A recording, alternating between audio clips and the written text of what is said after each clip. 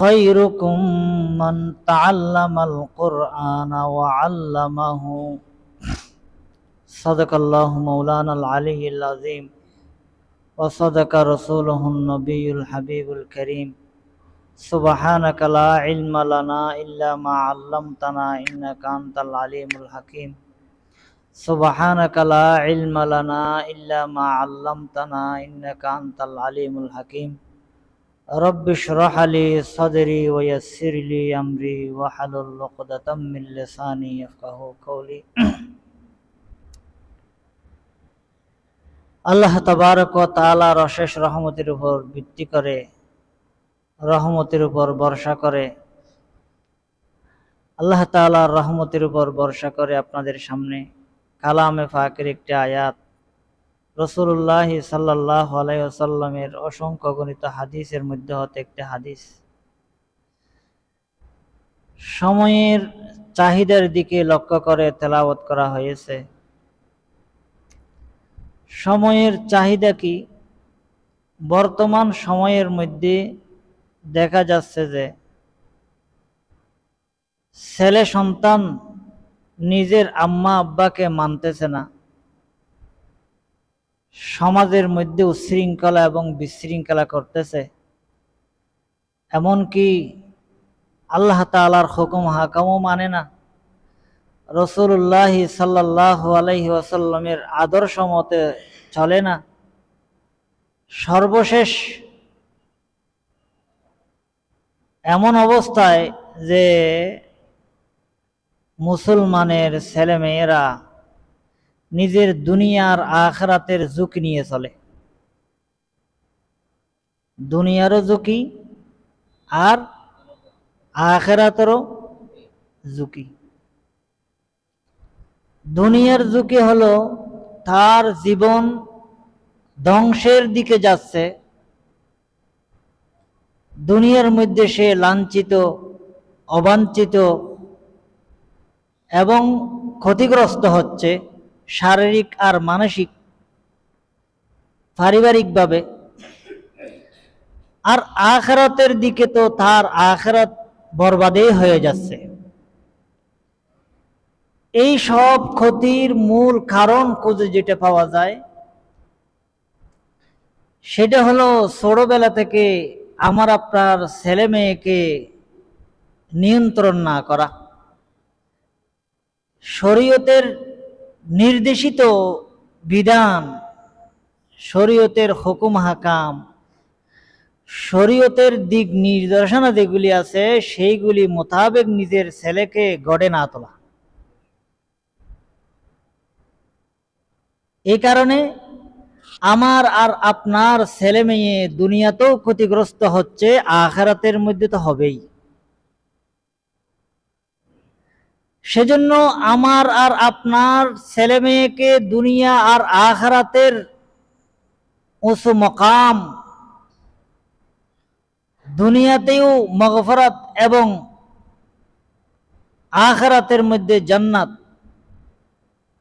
দুনিয়ার মধ্যেও ইজ্জত, আখিরাতের মধ্যেও জান্নাত, আল্লাহ তাআলার রেজামন্দি, এইগুলি অর্জনের জন্য আমার আপনার ছেলেকে প্রথম থেকেই শরীয়তের অনুসারী হিসাবে গড়ে তুলতে হয়। না হয় কি হবে, এই ছেলে আপনাকেও মানবে না, আপনার স্ত্রীকেও মানবে না, শরীয়তকেও মানবে না, আল্লাহর হুকুমও মানবে না, রাসূলুল্লাহ সাল্লাল্লাহু আলাইহি ওয়াসাল্লামের আদর্শও সে বুঝবে না, সুন্নত মতো চলবে না। এখন অসংখ্য পরিবারের মধ্যে এই কথা আসে যে ছেলে মা বাবার কথা মানে না, যে যাই টাকা দিতে হয়, দিতে না দিলে আম্মা আব্বার উপর খেপে যায়। আরো কত ঘটনা শুনতেছি। এই সব কিছুর মূল হলো প্রথম থেকে আমার আপনার ছেলে মেয়েকে শরীয়তের যেইগুলি নির্দেশনা সেইগুলি আমার আপনার ছেলে মেয়েকে সেই মোতাবেক গড়ি নাই। যেমন কিতাবের মধ্যে আসছে খলিফাতুল মুসলিমিন উমর রাদিয়াল্লাহু তাআলা আনহুর জামানার একটা ঘটনা। ছেলে মেয়েদের আর মেয়ে নিজের মা বাবা থেকে 10টি হক পায়। সবগুলি বিস্তারিত বলার সময় তো থাকে না, তবে এখান থেকে সংক্ষেপে 3টির কথা একটু আলোচনা করি। খলিফাতুল মুসলিমিন হযরত উমর রাদিয়াল্লাহু তাআলা আনহুর খেলাফত কালে এক বৃদ্ধ লোক আসিয়া খলিফাতুল মুসলিমিন উমর রাদিয়াল্লাহু তাআলা আনহুর কাছে নালিশ দিলেন, বিচার দিলেন। খলিফাতুল মুসলিমিন,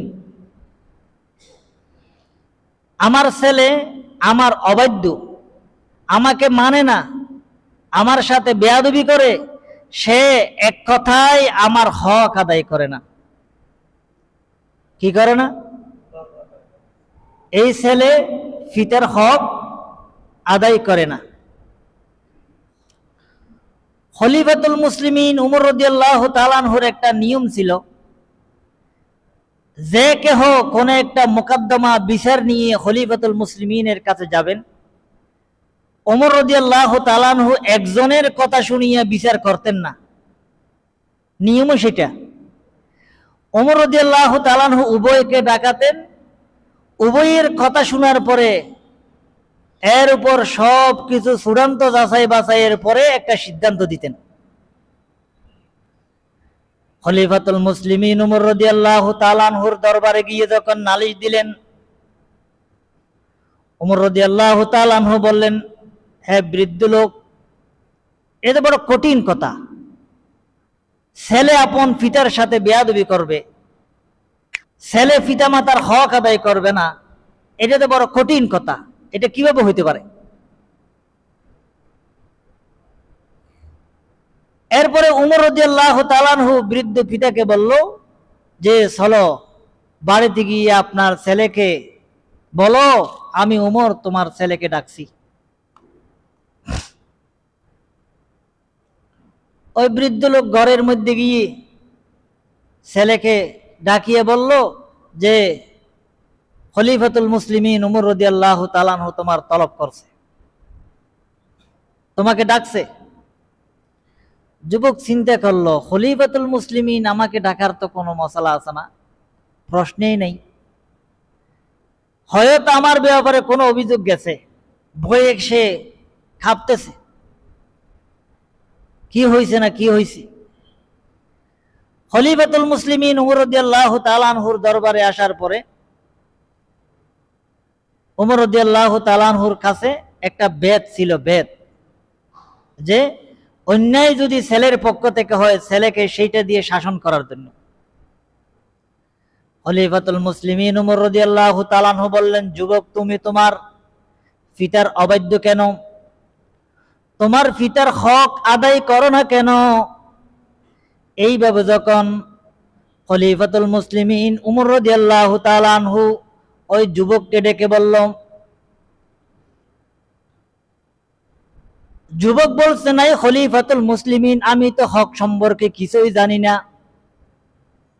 আমার একটা প্রশ্ন হলো যে, আপনি বলছেন আমি আমার পিতার হক আদায় করতেছি না, পিতার হক তো সেটা প্রথমে আমি বুঝি না, পিতার হক তো আমি বুঝি না, পিতার হক কি কি এটা আমি জানি না এবং বুঝি না। পিতা যদি আমার কাছ থেকে কোনো হক পায়, আমার একটা প্রশ্ন আপনার কাছে, ছেলে সন্তান পিতা মাতা থেকে কি কোনো হক পায় না? প্রশ্ন উল্টো হয়ে গেল না? পিতা বলে ছেলে আমার হক আদায় করে না। সেইটা নিয়ে যখন শাসন করার জন্য খলিফাতুল মুসলিমিন ডাকলেন যুবককে, যুবক উমর রাদিয়াল্লাহু তাআলা আনহুর কাছে উল্টা প্রশ্ন করে লাগলেন, যায় খলিফাতুল মুসলিমিন, ছেলে মেয়েরা পিতা মাতাকে থেকে কি কোনো হক পায় না? পিতার কাছ থেকে কোনো হক পায় না? বিশেষ করে পিতার কথা উল্লেখ করলেন, যেহেতু পিতা কি দিছেন, অভিযোগ দিছেন যে ছেলে মেয়েরা পিতার কাছ থেকে কোনো হক পায় না, শুধু পিতাই ছেলে মেয়ে থেকে হক পায় আর ছেলে মেয়ে পিতার কাছ থেকে কোনো হক পায় না।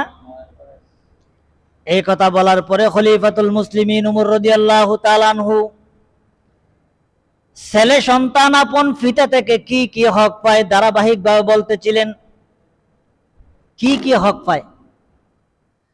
খলিফাতুল মুসলিমিন ওমর রাদিয়াল্লাহু তাআলা আনহু বললেন,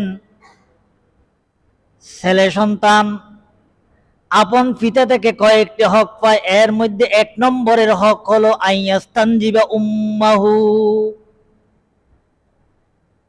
ওমর রাদিয়াল্লাহু তাআলা বলেন, ছেলে সন্তান আপন পিতা থেকে প্রথম যেটা হক পায় সেটা হলো পিতা ছেলে সন্তানকে একটা দিনদার ভালো মা উপহার দিবে। ছেলে সন্তানকে পিতা একটা কি দিবে? দিনদার ভালো একটা মা উপহার দিবে। তার মানে প্রথমে নিজের ছেলে সন্তান ভালো হওয়ার জন্য পিতার উপর প্রথম দায়িত্ব এবং কর্তব্য হলো বিবাহের আগে থেকেই চিন্তা করা, বিবাহের আগে থেকেই প্রস্তুতি নেওয়া, যে আমার ছেলে আমার মেয়ে আমার বংশধর ভালো হওয়ার জন্য আমার ছেলে মেয়েকে একটা ভালো মা উপহার দিতে হবে। সেজন্য আমার একটা ভালো মেয়ে দেখে, দিনদার মেয়ে দেখে বিবাহ করতে হবে। যেইগুলি রাস্তাঘাটে পুরুষের সাথে ঘষাঘষি করে, মার্কেটে মার্কেটে দৌড়ে, বাজারে বাজারে দৌড়ে, কথা বুঝেন নাই? পর্দার কোনো লেহাজ নাই, শরীয়তের কোনো লেহাজ নাই। এই ধরনের একটা মেয়ের দিকে তখন তার দৃষ্টি পড়ছে, সুন্দর লাগছে, সেটা বিবাহ করছে। এখন সে তার ওই মেয়ের অনুগত হয়ে গেছে, আর ওই মেয়ে চলে শরীয়ত বিরোধী। এখন শরীয়ত বিরোধী, শরীয়তের বিরোধী চলা অবস্থায় তার থেকে যে ছেলে সন্তান হবে, এই ছেলে সন্তানগুলি কি শরীয়ত মোতাবেক চলবে? দিনদার হবে? কারণ এই মা হলো ফ্যাক্টরি। ফ্যাক্টরিতে বুঝেন না? ফ্যাক্টরি থেকে মাল যেটা যেমন বাহির হয় তেমনই থাকবে। মনে করেন একটা গ্লাস, কাঁচের গ্লাস, ওখান থেকে ফ্যাক্টরিতে বাহির হওয়ার সময় একটু আঁকা বাঁকা বাহির হয়েছে, এইটাকে আপনি ঠিক করতে পারবেন? ঠিক করলে ভেঙে যাবে। এখন আপনার স্ত্রী হলো বদ্দিন, বদ্দিন এক স্ত্রী আপনি বিবাহ করলেন, এর ফেট থেকে বদ্দিন ছেলে বাহির হবে। এই বদ্দিন ছেলে আপনাকে ফিরাইতেছে, আপনার নাফরমানি করতেছে, যা করতেছে সেটা নিয়ে আপনার ছেলেকে কিছু বলার নাই, দোষ তো প্রথম আপনি করে নিছেন। কারণ শরীয়তের পরামর্শ, শরীয়তে আপনাকে প্রথম থেকেই পরামর্শ দিছেন যে আপনার পরিবার যদি দিনদার হয়, আপনার স্ত্রী যদি দিনদার হয়, আপনার ভবিষ্যৎ প্রজন্ম হবে দিনদার, আপনার ছেলে হবে দিনদার, আপনার মেয়ে হবে দিনদার, আপনার পরিবার হবে সুখীময় এক জীবন। সেজন্য ওমর রাদিয়াল্লাহু তাআলা বলছিলেন, ছেলে সন্তান আপন পিতা থেকে যে কয়টা হক পায়, এর মধ্যে 1 নম্বর হলো আইয়াস্তানজিবা উম্মাহু, পিতা আপন ছেলে মেয়েকে একটা দিনদার মা উপহার দিবে। কি দিবে? দিনদার মা। 2 নম্বর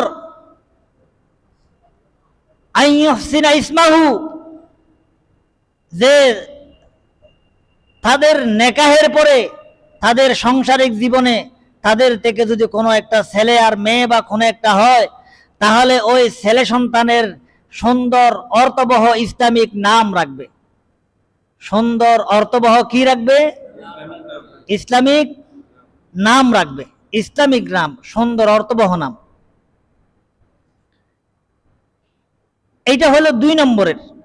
কারণ হাদিসের মধ্যে আসছে, রাসূলুল্লাহ সাল্লাল্লাহু আলাইহি ওয়াসাল্লাম ইরশাদ করেন, উম্মত কিয়ামতের ময়দানে আদম আলাইহিস সালাতু ওয়াস সালাম থেকে নিয়ে কিয়ামত পর্যন্ত আনাওয়ালা প্রতিটি মানুষের পিতামাতার নাম ধরে ডাকানো হবে। তুদাউনা ইয়াউমাল কিয়ামাতি বিআসমাইকুম ওয়া আসমাই আবাইকুম। নবী আলাইহিস সালাম ইরশাদ, উম্মত কিয়ামতের ময়দানে তোমাদেরকে ডাকা হবে তোমাদের এবং তোমাদের পিতামাতার বাপ দাদার নাম ধরে ধরে, অমুকের ছেলে অমুক আসো, অমুকের ছেলে অমুক আসো, এইভাবে নাম ধরে ডাকা হবে। লিহাযা ফাহসিনু আসমাউকুম, তোমরা তোমাদের নাম, তোমাদের ছেলে মেয়েদের সুন্দর অর্থবহ নাম রাখো, সুন্দর অর্থবহ নাম রাখো। সেজন্য সুন্দর অর্থবহ নাম রাখা। আর পুরুষের নামের মধ্যে 1 নম্বরের নাম হলো আব্দুল্লাহ, আব্দুর রহমান। এরপরে নবীগণের নাম রাখা, ইচ্ছা মতো একটা নাম না রাখা। আমি যদি না জানি উলামায়ে কেরামের কাছে শরণাপন্ন হয়ে ওনাদের কাছে গিয়ে সুন্দর একটা অর্থবহ ইসলামিক একটা নাম রাখা যেতে পারে, অর্থবহ। এরপরে 3 নম্বর ওয়ায়ুআল্লিমাহুল কুরআন, ওয়ায়ুআল্লিমাহুল কুরআন, যে 3 নম্বর ছেলে সন্তান আপন পিতামাতা থেকে যে হক পায় সেটা হলো যে পিতামাতা আপন ছেলে মেয়েকে কোরআন শিক্ষা দিবে। কি শিক্ষা দিবে? কোরআন শিক্ষা দিবে।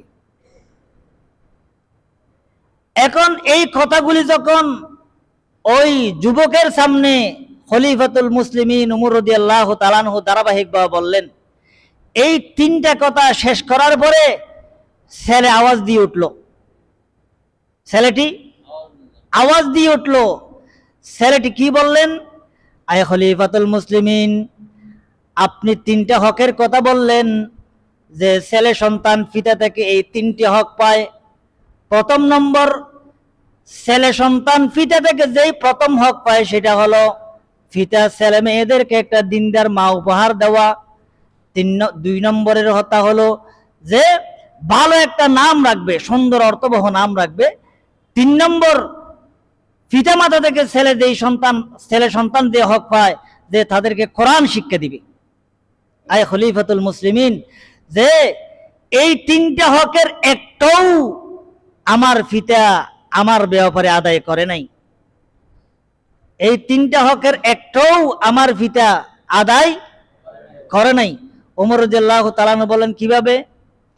তখন ওই যুবক বলল, আয় খলিফাতুল মুসলিমিন, আমার পিতা সিন্দুরের এক মেয়ে বিবাহ করছেন যার বংশের কোনো আগাগোড়া নাই, যার কোনো বংশের কি নাই?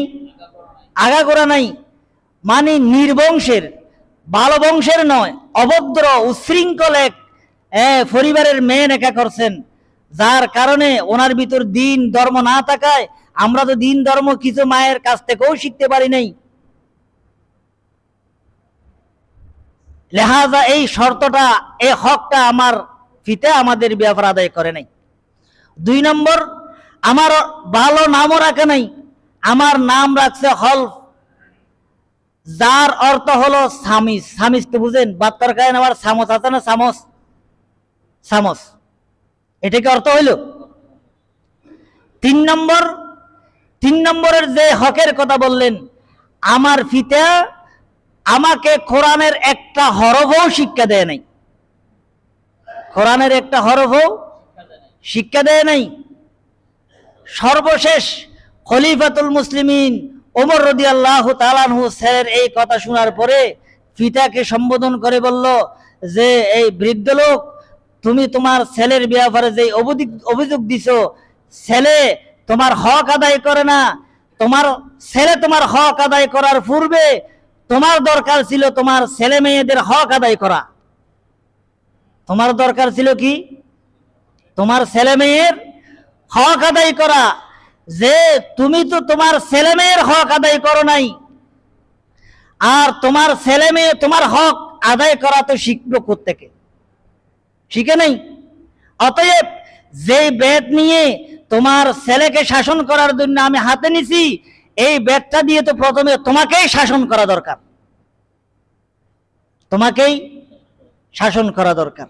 সেজন্য বলছি যে আমরা যদি আমাদের ছেলে মেয়েদের এই হকগুলি আদায় না করি, কিয়ামতের ময়দানে আল্লাহর দরা থেকে রেহাই পাওয়ার কোনো সুযোগ আছে?